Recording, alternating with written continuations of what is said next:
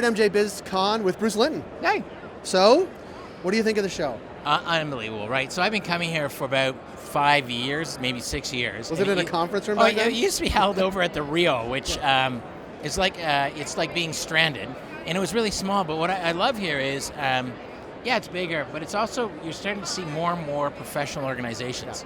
The first one I came to, the only company that stood out was Dixie Elixir, and the equipment was designed if you were doing like home production. And so when you walk around here now, you're actually seeing industrial scale. You're starting to see things that automate, and I'm impressed too. You're seeing a lot more suits. Yeah, a lot of suits. Aren't there? There's a lot of suits. Do you feel bad wearing a t-shirt? I always wear a t-shirt, man. I got to always advertise. But this is actually, as Cassandra handles over her business to be run by others, it's at a solid state. Yeah, it's really unbelievable, just the size and scale of this. Yeah. I mean, I got lost on the way back from the bathroom, and it's not that far away, but there's a lot in between. Yeah. And actually, as you're saying sort of about the maturation of what's happening here, like I walked by some booths, and I know you probably know what they are. Yeah. Like I didn't know what the machine was. Yeah, no, and the neat thing is one of the booths I stopped at and had a nice chat was they were representing why you should come and produce CBD in Harbin, China. Okay. I don't recall seeing a lot of Chinese government-sanctioned booths at the weed show in prior years. No. So it means, like, if you got China here, there's a Colombia booth. Yeah. There's enough internationalization of this that you know the momentum's going. Yeah, it really is. And even just the number of people that have come by here. Yeah. In some respects, like people used to want to know what's happening in Canada. Yeah. Now it's much more global. Well, now we have to push Canada to get people to stop. And people seeing this video can't see. You're essentially held inside what would be a medium-sized dog pen at the show, and you're just casting out and grabbing people walking by. It's a very effective strategy. It's pretty good. Got you. Yeah, I nailed you. I was just heckling you. I want to talk about two things. One is the future of cannabis in Canada, and I'll tell you what the other one is after that. Yeah. We were just on the Steve Paikin show together, Yep. which I don't know why I was there. I know why you were there. But you were on the show. I was in you were in San Diego, LA or San Diego, Talk a bit about what you think we should be looking for. I thought you did a very good job on that. I thought you did a great job, too. I was like... usually you're in a weird spot, right? You're asking all the questions. Yeah. And I thought with Steve, who's very good at his job, he gave you a bunch of space, and I thought you that went very well. Thank you. I thought it went really well, too. But we're talking about sort of the future of Ontario retail specifically there. But talk about what you, if you had a crystal ball and aspirational goals for what's going to happen in Canada, what do you think we ought to be thinking about really seriously in Canada? Well, it's kind of like there's a booth over there that says they have the very best packaging for beverages. And I saw two pieces of equipment for containerizing beverages. And I saw somebody giving small samples of effervescent, multi-flavor CBD drinks. So I've been a broken record on it, but I think it's going to be huge and it's going to be disruptive and it's going to start in Canada. But that's great, that's short term. Where I'm really excited is when people start reading data. So Canopy, Aurora, some of the companies that are actually conducting trials to say, how do you sleep better? How do you make geriatric care better? That data is going to be read in Q1 for some of the companies. Yeah. And I think it's going to allow a lot of people to say, see, I told you. I knew the stuff worked. And then it starts leading to a conversation about, actions of, mechanisms of action, dosage structure. But that gets really interesting. And so I think Canada's going to get back in vogue for those two reasons in Q1. Because the companies can do it. At scale. And clinical trials don't happen right away. You got to get production. Yeah. Then you have to get stabilized medical ingredients. Then you have to register your trial and have it peer reviewed and approved. Then you have to conduct it, and then you read data. That just sounded like 2.5 to 3 years. And sounded like a lot. That's what's coming out soon. Yeah.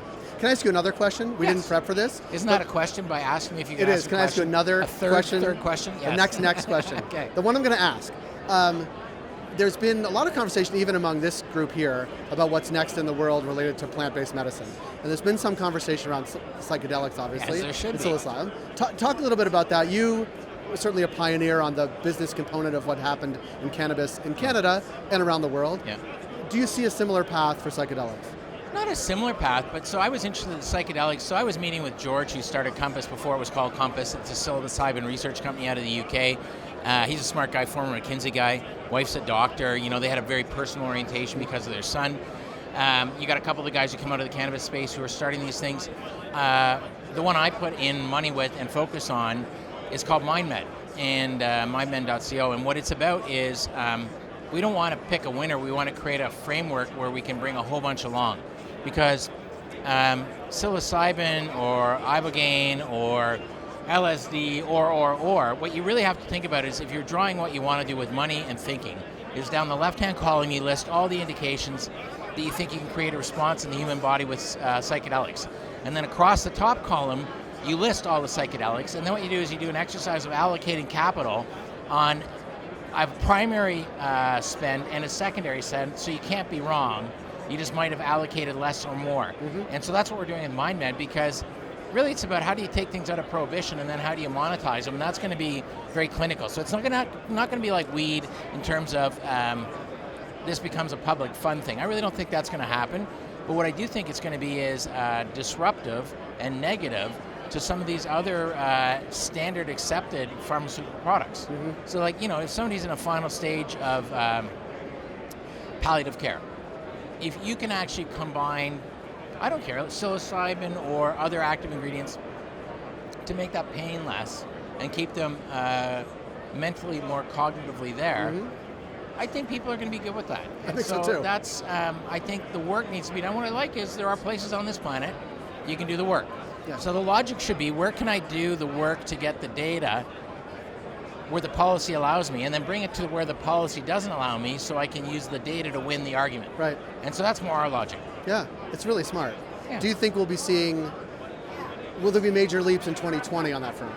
I think, you're going to see a lot of capital come into this space, into 2 or 3 companies, and you're going to see a bunch of followers. The followers will get less money. They'll probably be better golfers because they don't want to do the work. They just want the money. But I think it would be foolish in 2020 for people not to selectively include some potential winners in cannabis and a smaller allocation to some potential psychedelic research companies. And one of the things I want to do is, the word psychedelic's dumb to use. What do you want to use? Well, there's a lot of these things are oriented to like cognitive function and neuroelasticity. Yeah. So there's a way that we're going to come to a framing word that is not carrying the luggage of, Janis Joplin and crew. She's okay too, Yeah. but I get it. Yeah. Well, Bruce, as always, thank you for making time. No problem. It's good to see you face to face, not screen to face. Exactly. We always look forward to connecting with you, and thanks for your time, man. No, keep it up. Appreciate it.